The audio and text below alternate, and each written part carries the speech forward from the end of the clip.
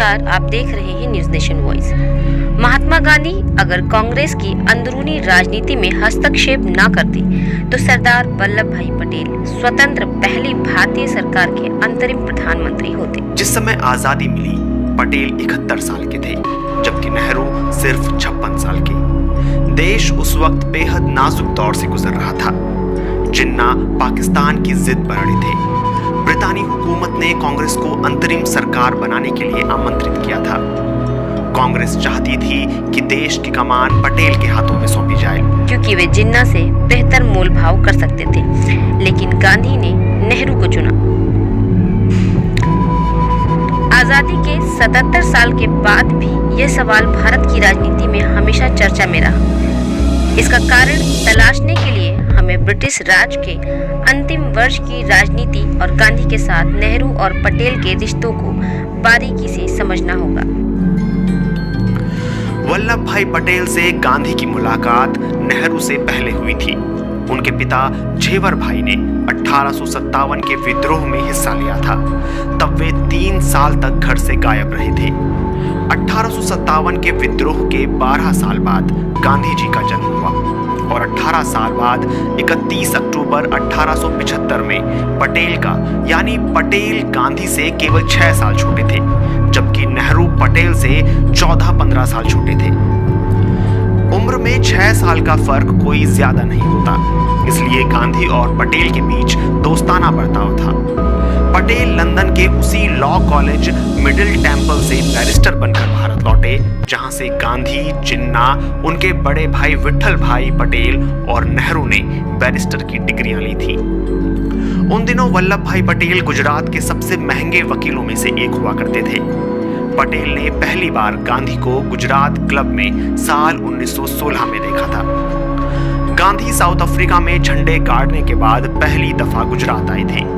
देश में जगह जगह उनका अभिनंदन हो रहा था। उन्हें कुछ लोग महात्मा भी कहने लगे थे, लेकिन पटेल गांधी के इस महात्मापन से जरा भी प्रभावित नहीं थे।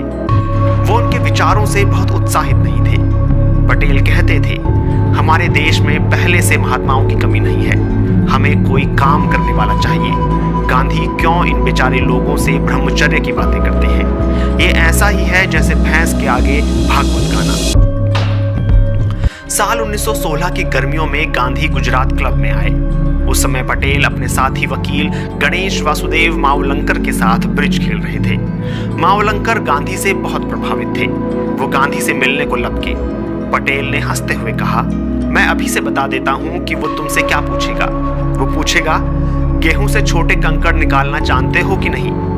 फिर वो बताएगा कि इससे देश को आजादी किन तरीकों से मिल सकती है। लेकिन बहुत जल्दी ही पटेल की गांधी को लेकर धारणा बदल गई। चंपारण में गांधी के जादू का उन पर जबरदस्त असर हुआ। वो गांधी से जुड़ गए। खेड़ा का आंदोलन हुआ तो पटेल गांधी के और करीब आ गए। असहयोग आंदोलन शुरू हुआ तो पटेल अपनी दौड़ती हुई वकालत छोड़कर पक्के गांधी भक्त बन गए। और इसके बाद हुआ बारदोली सत्याग्रह, जिसमें पटेल पहली बार सारे देश में मशहूर हो गए। यह 1928 में एक प्रमुख किसान आंदोलन था। प्रांतीय सरकार ने किसानों के लगान में 30% की बढ़ोतरी कर दी। पटेल इस आंदोलन के नेता बने और ब्रिटिश सरकार को झुकना पड़ा। इस आंदोलन के बाद पटेल को गुजरात की महिलाओं ने सरदार की उपाधि दी। 1931 के कांग्रेस के कराची अधिवेशन में पटेल पहली और आखिरी बार पार्टी के अध्यक्ष चुने गए। पहली बार वह गुजरात के सरदार से देश के सरदार बन गए। आखिर नेहरू का चुनाव। देश को 15 अगस्त 1947 को आजाद होना था, लेकिन उससे 1 साल पहले ब्रिटेन ने भारतीय हाथों में सत्ता दे दी थी।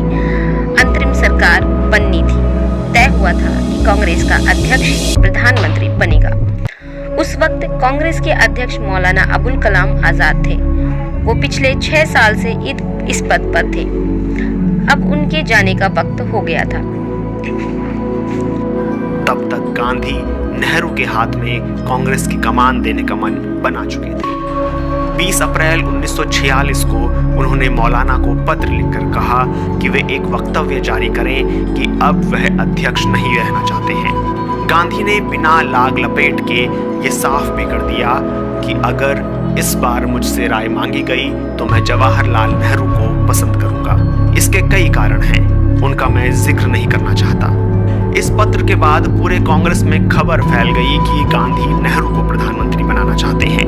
29 अप्रैल 1946 में कांग्रेस कार्य समिति की बैठक में पार्टी का नया अध्यक्ष चुना जाना था, जिसे कुछ महीने बाद ही अंतरिम सरकार में भारत का प्रधानमंत्री बनना था। इस बैठक में महात्मा गांधी के अलावा नेहरू, सरदार पटेल, आचार्य कृपलानी, राजेंद्र प्रसाद, खान अब्दुल गफ्फार खान के साथ कई बड़े कांग्रेसी नेता शामिल थे। कमरे में बैठा हर एक शख्स जानता था कि गांधी नेहरू को अध्यक्ष देखना चाहते हैं। परंपरा के मुताबिक कांग्रेस अध्यक्ष पद का चुनाव प्रांतीय कांग्रेस कमेटियां करती थी और 15 में से 12 प्रांतीय कांग्रेस कमेटियों ने सरदार पटेल का नाम प्रस्तावित किया था। बची हुई 3 कमेटियों ने आचार्य जे.बी. कृपलानी और पट्टाभी सीतारमैया का नाम प्रस्तावित किया था। किसी प्रांतीय कांग्रेस कमेटी ने अध्यक्ष पद के लिए नेहरू का नाम प्रस्तावित नहीं किया था, जबकि सारी कमेटियां अच्छी तरह जानती थी कि गांधी नेहरू को चौथी बार अध्यक्ष बनाना चाहते हैं। पार्टी के महासचिव कृपलानी ने पीसीसी के चुनाव की पर्ची गांधी की तरफ बढ़ा दी। गांधी ने कृपलानी की तरफ देखा। कृपलानी समझ गए कि गांधी क्या चाहते हैं। उन्होंने नया प्रस्ताव तैयार कर नेहरू का नाम प्रस्तावित किया। उस पर सबने दस्तखत किए। पटेल ने भी दस्तखत किए। अब अध्यक्ष पद के 2 उम्मीदवार थे, एक नेहरू और दूसरे पटेल। नेहरू तभी निर्विरोध अध्यक्ष चुने जा सकते थे जब पटेल अपना नाम वापस लें। कृपलानी ने एक कागज पर उनकी नाम वापसी की अर्जी लिखकर दस्तखत के लिए पटेल की तरफ बढ़ा दी। मतलब साफ था, चूंकि गांधी चाहते हैं नेहरू अध्यक्ष बने, इसलिए आप अपना नाम वापस लेने के कागज पर साइन कर दें। लेकिन आहत पटेल ने दस्तखत नहीं किए और उन्होंने ये पुर्जा गांधी की तरफ बढ़ा दिया। गांधी ने नेहरू की तरफ देखा और कहा, जवाहर वर्किंग कमेटी के अलावा किसी भी प्रांतीय कांग्रेस कमेटी ने तुम्हारा नाम नहीं सुझाया है, तुम्हारा क्या कहना है? नेहरू खामोश रहे। वहां बैठे सारे लोग खामोश थे। गांधी को शायद उम्मीद थी कि नेहरू कहेंगे तो ठीक है, आप पटेल को ही मौका दें, लेकिन नेहरू ने ऐसा कुछ नहीं कहा। अब अंतिम फैसला गांधी को करना था। गांधी ने वो कागज फिर पटेल को लौटा दिया। इस बार सरदार ने उस पर दस्तखत कर दिए। कृपलानी ने ऐलान किया तो नेहरू निर्विरोध अध्यक्ष चुने जाते हैं। कृपलानी ने अपनी किताब Gandhi his life and thoughts में इस पूरी घटना का विस्तार से जिक्र किया है। उन्होंने लिखा है, मेरा इस तरह हस्तक्षेप करना पटेल को अच्छा नहीं लगा। पार्टी का महासचिव होने के नाते मैं गांधी की मर्जी का काम यंत्रवत कर रहा था और उस वक्त मुझे ये बहुत बड़ी चीज नहीं लगी। आखिर ये एक अध्यक्ष का ही तो चुनाव था। मुझे लगा अभी बहुत सी लड़ाइयां सामने हैं, लेकिन भविष्य कौन जानता है। लेकिन सवाल उठता है कि गांधी ने आखिर ऐसा क्यों किया। दरअसल ये महात्मा गांधी ही कर सकते थे। कांग्रेस का अध्यक्ष कौन बनेगा, ये फैसला एक ऐसा आदमी कर रहा था जो 12 साल पहले ही कांग्रेस की प्राथमिक सदस्यता से इस्तीफा दे चुका था। लेकिन कांग्रेसियों के लिए ये बड़ी बात नहीं थी, क्योंकि साल 1929, 1936, 1939 के बाद ये चौथा मौका था जब पटेल ने गांधी जी के कहने पर अध्यक्ष पद से अपना नामांकन वापस लिया था। सब हक्का बक्का रह गए। तब के जाने माने पत्रकार दुर्गा दास ने अपनी किताब India from Curzon to Nehru में लिखा है, राजेंद्र प्रसाद ने मुझसे कहा कि गांधी जी ने ग्लैमरस नेहरू के लिए अपने विश्वसनीय साथी का बलिदान कर दिया और मुझे डर है कि अब नेहरू अंग्रेजों के रास्ते पर आगे बढ़ेंगे। राजेंद्र बाबू की ये प्रतिक्रिया जब मैंने गांधी जी को बताई तो वे हंसे और उन्होंने राजेंद्र की सराहना करते हुए कहा कि नेहरू आने वाली ढेर सारी समस्याओं का सामना करने के लिए खुद को तैयार कर चुके हैं। तो सवाल है, इतने विरोधों के बावजूद गांधी ने पटेल की जगह नेहरू को क्यों चुना? जैसा कि गांधी ने कहा था कि उनके पास इसकी कई वजह हैं, लेकिन वे वजह ना उन्होंने किसी को बताई, ना उनसे किसी ने पूछी। कांग्रेस में तो किसी की हिम्मत ही नहीं थी कि वे बाबू से पूछे कि सरदार पटेल जैसे योग्य नेता को छोड़कर उन्होंने नेहरू को क्यों चुना। सब जानते थे कि पटेल के पांव जमीन पर मजबूती से स्थापित हैं। वो जिन्ना जैसे लोगों से उन्हीं की जुबान में मोल भाव कर सकते हैं। उनसे जब पत्रकार दुर्गादास ने ये सवाल पूछा तो गांधी ने माना कि बतौर कांग्रेस अध्यक्ष पटेल एक बेहतर नेगोशिएटर और ऑर्गेनाइजर हो सकते हैं, लेकिन उन्हें लगता है कि नेहरू को सरकार का नेतृत्व करना चाहिए। जब दुर्गादास ने गांधी से पूछा कि आप ये गुण पटेल में क्यों नहीं पाते, तो इस पर गांधी ने हंसते हुए कहा, जवाहर हमारे कैंप में अकेले अंग्रेज हैं। गांधी को लगा कि दुर्गादास उनके जवाब से संतुष्ट नहीं है, तो उन्होंने कहा, जवाहर दूसरे नंबर पर आने के लिए कभी तैयार नहीं होंगे। वे अंतर्राष्ट्रीय विषयों को पटेल के मुकाबले अच्छे से समझते हैं, वो इसमें अच्छी भूमिका निभा सकते हैं। ये दोनों सरकारी बैलगाड़ी को खींचने के लिए दो बैल हैं। इसमें अंतर्राष्ट्रीय कामों के लिए नेहरू और राष्ट्र के कामों के लिए पटेल होंगे। दोनों गाड़ी अच्छी खींचेंगे।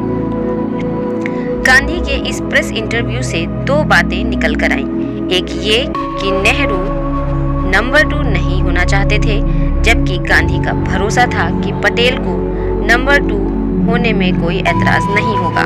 और वाकई ऐसा ही हुआ, क्योंकि पटेल मुंह फुलाने की बजाय एक हफ्ते के अंदर फिर न केवल सामान्य हो गए बल्कि हंसी मजाक करने लगे। उनकी बातों पर हंसने वालों में खुद गांधी भी शामिल थे। दूसरी बात यह है कि गांधी को लगता है कि अपनी अंग्रेजता के कारण सत्ता हस्तांतरण को नेहरू पटेल के मुकाबले ज्यादा बेहतर ढंग से संभाल सकते हैं। महात्मा गांधी ने एक और मौके पर भी यही बात कही थी कि जिस समय हुकूमत अंग्रेजों के हाथ से ली जा रही हो, उस समय कोई दूसरा आदमी नेहरू की जगह नहीं ले सकता। वे हैरो के विद्यार्थी, कैम्ब्रिज के स्नातक और लंदन के बैरिस्टर होने के नाते अंग्रेजों को बेहतर ढंग से संभाल सकते हैं। यहाँ गांधी सही थे। बाहर की दुनिया में नेहरू का नाम आजादी की लड़ाई में गांधी के बाद दूसरे नंबर पर था। न केवल यूरोपीय लोग बल्कि अमेरिकी भी नेहरू को महात्मा गांधी का स्वाभाविक उत्तराधिकारी मानते थे, जबकि पटेल के बारे में ऐसा बिल्कुल नहीं था। पटेल को शायद ही कोई विदेशी गांधी का उत्तराधिकारी मानता हो। लंदन के कहवा घरों में बुद्धिजीवियों के बीच नेहरू की चर्चा होती थी। तमाम वाइसरॉय और क्रिप्स समेत कई अंग्रेज अफसर नेहरू के दोस्त थे। उनसे नेहरू की निजी बातचीत होती थी। नेहरू और पटेल में और भी बड़े अंतर थे जो राजनीति में बहुत मायने रखते हैं। नेहरू एक आकर्षक व्यक्तित्व के स्वामी थे। उन्हें अंग्रेजी और हिंदी में बोलने और लिखने की कमाल की महारत हासिल थी। नेहरू उदार थे और उनका खुलापन उन्हें लोकप्रिय बनाता था। वो भावुक और सौंदर्य प्रेमी थे जो किसी को भी रिझा सकते थे। इसके उलट पटेल सख्त और थोड़े रूखे थे। वो व्यवहार कुशल थे लेकिन उतने ही मुंहफट भी थे। दिल के ठंडे लेकिन हिसाब किताब में माहिर। नेहरू जोड़ तोड़ में बिल्कुल माहिर नहीं थे। वे कांग्रेस में भी अलग थलग रहने वाले नेता थे। जेल में बंद रहकर वे अपने साथी कांग्रेसियों से गपशप करने की जगह अपनी कोठरी में अकेले बैठकर डिस्कवरी ऑफ इंडिया जैसी किताबें लिखते थे। उनकी अभिजात्य वर्ग की अपनी एक अलग दुनिया थी। वहीं पटेल राजनीतिक तंत्र का हर पुर्जा पहचानते थे, जोड़ तोड़ करने में माहिर थे। यही वजह थी कि प्रांतीय कांग्रेस कमेटी ने उन्हें 15 में से 12 कमेटियों का समर्थन मिला। नेहरू कमाल के वक्ता थे, जबकि पटेल को भाषणबाजी से चिढ़ थी। वे दिल से और साफ साफ बोलते थे। ऐसा नहीं था कि मुसलमानों को लेकर उनके मन में आरएसएस जैसी कोई वितृष्णा या पूर्वाग्रह था, लेकिन खरा खरा बोलने के कारण वे देश के मुसलमानों में नापसंद किए जाने लगे। नेहरू समाजवाद के मसीहा थे तो पार्टी के लिए चंदा इकट्ठा करने वाले पटेल पूंजीवादियों के संरक्षक। नेहरू आधुनिक हिंदुस्तान और धर्मनिरपेक्ष भारत का सपना देखते थे तो पटेल राष्ट्रीय हितों को सर्वोपरि रखते थे। हिंदू और हिंदू परंपरा को लेकर उनके मन में कोमल भावनाएं थीं जो वक्त बेवक्त उन्हें उत्तेजित कर देती थीं। नेहरू में एक पैनी राजनीतिक अंतर्दृष्टि थी। बावजूद इसके वे स्वाभाविक रूप से भावुक और जरूरत से ज्यादा कल्पनाशील थे। जब नेहरू की चूक से बिगड़ गई बात, नेहरू के अध्यक्ष चुने जाने साल की ही 2 घटनाएं हैं जो नेहरू और पटेल के व्यक्तित्व को बाखूबी उजागर करती हैं। कांग्रेस और लीग दोनों कैबिनेट मिशन की योजना तकरीबन कबूल कर चुकी थी। अगले महीने अंतरिम सरकार बननी थी। जिसमें दोनों के प्रतिनिधि शामिल होने वाले थे, यानी देश का विभाजन टलता हुआ दिख रहा था। ये बात अलग थी कि कांग्रेस और लीग दोनों अपने हिसाब से कैबिनेट मिशन की योजना का मतलब निकाल रहे थे। ऐसे माहौल में नेहरू ने 7 जुलाई 1946 को कांग्रेस कमेटी की बैठक बुलाई, जिसमें उन्होंने साफ कर दिया कि कांग्रेस के हिसाब से इस योजना में क्या है। कांग्रेस मानती थी कि चूंकि प्रांतों को किसी समूह में रहने या न रहने की आज़ादी होगी, इसलिए जाहिर है कि उत्तर पश्चिम सीमा प्रांत और असम, जहां कांग्रेस की सरकार है, वो पाकिस्तान की बजाय हिंदुस्तान वाले समूह से जुड़ना चाहेंगे। जिन्ना कांग्रेस की इस व्याख्या से कतई सहमत नहीं थे। उनके अनुसार कैबिनेट मिशन योजना के तहत पश्चिम के 4 और पूर्व के 2 राज्यों को 2 मुस्लिम बाहुल्य समूहों का हिस्सा बनाना बाध्यकारी था। बस यही सोच का अंतर था। अभी समझदारी ये थी कि जैसा जो सोच रहा है सोचे, पहले कांग्रेस और लीग मिलकर अंतरिम सरकार बनाए, फिर जो जैसा होगा तब वैसा देखा जाएगा। लेकिन इसके 3 दिन बाद 10 जुलाई 1946 को नेहरू ने मुंबई में एक कॉन्फ्रेंस करके कहा कि कांग्रेस ने संविधान सभा में शामिल होने का फैसला तो कर लिया है, लेकिन अगर उसे जरूरी लगा तो वो कैबिनेट मिशन योजना में फेरबदल कर सकती है। नेहरू ने एक बयान देकर कैबिनेट मिशन की सारी योजनाओं को 1 मिनट में ध्वस्त कर दिया। इससे अटूट भारत की आखिरी उम्मीद पर पानी फिर गया। नाराज जिन्ना को मौका मिल गया। उन्होंने भी एक प्रेस कॉन्फ्रेंस बुलाई और साफ कह दिया कि कांग्रेस के इरादे नेक नहीं हैं। अब अगर ब्रिटिश राज के रहते मुसलमानों को पाकिस्तान नहीं दिया गया तो बहुत बुरा होगा। मुस्लिम लीग ने 16 अगस्त से डायरेक्ट एक्शन का ऐलान कर दिया। जिन्ना के डायरेक्ट एक्शन का नतीजा भारी हिंसा होगी, ये कोई नहीं जानता, लेकिन सरदार पटेल समझ रहे थे कि नेहरू से बड़ी भारी गलती हो गई है।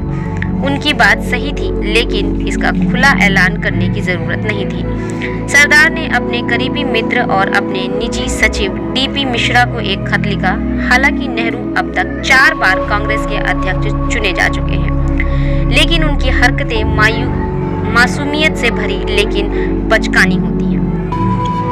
उनकी ये प्रेस कॉन्फ्रेंस भावुकता से भरी और मूर्खतापूर्ण थी, लेकिन उनकी इन तमाम मासूम गलतियों के बावजूद उनके अंदर आज़ादी के लिए गजब का जज्बा और उत्साह है, जो उन्हें बेसब्र बना देता है, जिसके चलते वे अपने आप को भूल जाते हैं। जरा से भी विरोध होने पर वे पागल हो जाते हैं, क्योंकि वे उतावले हैं। नेहरू की पहाड़ जैसी भूल का नतीजा बहुत जल्द देश के सामने आ गया। जिन्ना के डायरेक्ट एक्शन से देश में हिंदू मुसलमान दंगे भड़क गए। अकेले कलकत्ता शहर में हजारों लोग मर गए, लाखों लोग बेघर हो गए। नोआखली में भी भारी कत्लेआम हुआ। धीरे धीरे इन दंगों ने अपनी गिरफ्त में लोगों को ले लिया। इसके बाद गांधी कलकत्ता से लेकर नोआखली और बिहार तक दंगों में मारे गए हिंदुओं और मुसलमानों के खून को साफ करने की 24 घंटे की ड्यूटी पर लगे रहे। ये ड्यूटी आज़ादी मिलने के दिन तक जारी रही। जगह जगह दंगे हो रहे थे, हिंदू मुसलमान मारे जा रहे थे। ऐसे में पटेल की हिंदुत्व ने उछाल मारा और 23 नवंबर 1946 को मेरठ में कांग्रेस के अधिवेशन में अपना आपा खो बैठे। अधिवेशन में उन्होंने अपने भाषण में कह दिया, धोखे से पाकिस्तान लेने की बात मत करो। हाँ, अगर तलवार से लेना है तो उसका मुकाबला तलवार से किया जा सकता है। पटेल का यह बयान सनसनीखेज था। गांधी की अहिंसा नीति के एकदम उलट। गांधी तक शिकायत तुरंत पहुंच गई। गांधी ने पटेल को लिखा, तुम्हारे बारे में बहुत सी शिकायतें सुनने में आई हैं। बहुत में अतिशयोक्ति हो तो वो अनजाने में है, लेकिन तुम्हारे भाषण लोगों को खुश करने वाले और उकसाने वाले होते हैं। तुमने हिंसा अहिंसा का भेद नहीं रखा है। तुम लोगों को तलवार का जवाब तलवार से देना सिखा रहे हो। जब मौका मिलता है मुस्लिम लीग का अपमान करने से नहीं चूकते। अगर यह सब सच है तो बहुत हानिकारक है। पद से चिपटे रहने की बात करते हो, और अगर करते हो तो वह भी चुभने वाली चीज है। मैंने तुम्हारे बारे में जो सुना वह विचार करने के लिए तुम्हारे सामने रखा है। यह समय बहुत नाजुक है। हम जरा भी पटरी से उतरे कि नाश हुआ समझो। कार्य समिति में जो समरसता होनी चाहिए वह नहीं है। गंदगी निकालना तुम्हें आता है, उसे निकालो। इसी पत्र में आगे गांधी ने पटेल को यह भी बता दिया कि वो बूढ़े हो गए हैं। गांधी ने लिखा, मुझे और मेरे काम समझने के लिए किसी विश्वसनीय समझदार आदमी को भेजना चाहो तो भेज देना। तुम्हें दौड़कर आने की बिल्कुल जरूरत नहीं है। तुम्हारा शरीर भाग दौड़ के लायक नहीं रहा। शरीर के प्रति लापरवाह रहते हो, यह बिल्कुल ठीक नहीं है। ये दो घटनाएं नेहरू और पटेल के व्यक्तित्व के बारे में बताने के लिए काफी है। सच तो ये है कि गांधी ने 1942 में उस वक्त नेहरू को अपना उत्तराधिकारी घोषित कर चुके थे, जो दोनों के बीच मतभेद चरम पर थे। तब गांधी ने कहा था, हमें अलग करने के लिए व्यक्तिगत मतभेद से कहीं अधिक ताकतवर शक्तियों की जरूरत होगी। कई वर्षों से मैं यह कहता आया हूँ और आज भी कहता हूँ कि जवाहरलाल मेरे उत्तराधिकारी होंगे। वे कहते हैं मेरी भाषा नहीं समझते और मैं उनकी, फिर भी जानता हूँ जब मैं नहीं रहूंगा तो वो मेरी ही भाषा बोलेंगे। लेकिन इसका मतलब ये नहीं था कि गांधी पटेल से कम प्रेम करते थे। आज न गांधी हैं, न नेहरू और न पटेल। वक्त का पहिया पूरी तरह से घूम गया है। आज नेहरू कटघरे में है और गुजरात में लगी लौह पुरुष पटेल की करीब 600 फीट ऊंची दुनिया की सबसे बड़ी मूर्ति इतिहास को पलट कर देख रही है। कांग्रेस के महान नेता पटेल के हिंदुत्व पर उस आरएसएस ने कब्जा कर लिया है जिसे पटेल ने कभी प्रतिबंधित किया था।